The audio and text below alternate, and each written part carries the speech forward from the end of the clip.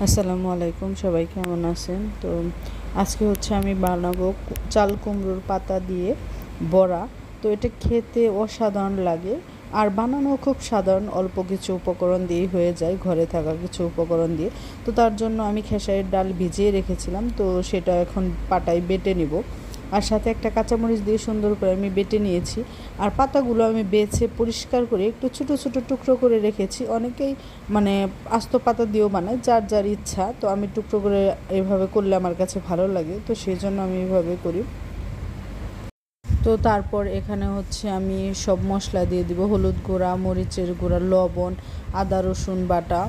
তো আর একটু জিরার গুঁড়াও দিয়ে দিলাম, জিরার গুঁড়াটা দিলেও খেতে ভালো লাগে। আর এদিকে হচ্ছে আমি চুলায় কড়াই গরম করতে বসিয়ে দিয়েছি, কারণ গরম না হলে মানে পাকোড়া বা বড়া এই টাইপের জিনিসগুলো উঠতে চায় না। তো সেই জন্য কড়াই আগে থেকে একটু ভালো পরিমাণে হিট করার জন্য রেখে দিয়েছি। আর এখানে ফ্রিজ থেকে কিছু চালের গুঁড়া বের করে নিয়েছি, সেগুলোও একটু দিয়ে দিলাম। এখন সুন্দর করে কষলে মাখিয়ে নিব, মানে খুব ভালো করে মাখতে হবে, যেহেতু এটা ধোয়া হয়েছে জানো, একদম মানে একটু পানি পানি উঠিয়ে খুব সুন্দর মতো হয়ে যায়। তো এইভাবে আমি মাখিয়ে নিয়েছি, এভাবে শেপ করে আমি দিয়ে দিব। তো যার যেভাবে ভালো লাগে শেপ করে দিতে পারেন।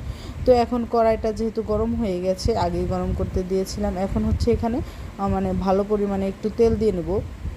তেলটা আমি একটু বেশি ইউজ করেছি। অনেকে মনে করে যে বড়া বা বেগুন ভাজা এগুলোতে তেল কম দিয়ে ভাজে, তো এগুলোতে তেল কম দিয়ে ভাজলে কিন্তু তেলের পরিমাণটা বেশি লাগে, আর বেশি করে তেল দিয়ে ভাজলে তেলের পরিমাণটা কম লাগে। তো এখানে আমি একটু বেশি পরিমাণে তেল দিয়ে সুন্দর করে দিয়ে দিয়েছি। তো আপনারা যার যেরকম শেপ ভালো লাগে তো সেই রকম শেপে দিতে পারেন। তারপর একটু লাল লাল কালার করে মোচমোচা করে সুন্দর করে ভেজে নিতে হবে। তো ভেজে নামিয়ে নিতে হবে, আমি সুন্দর করে ভেজে নিচ্ছি।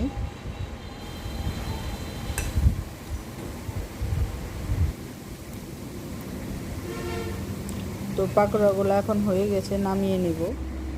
এই তো কিছু নামিয়ে নিয়েছি, আর অল্প কিছু আছে, সেগুলো আমি ঠিক একইভাবে ভেজে নিব।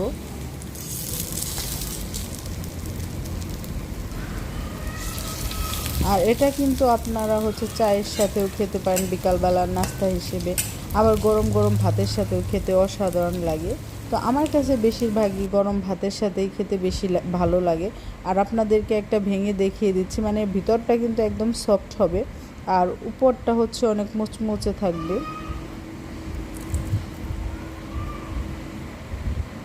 আর খেতে কিন্তু সত্যি অসাধারণ লাগে এটা। অবশ্যই বাসায় একবার ট্রাই করে দেখবেন।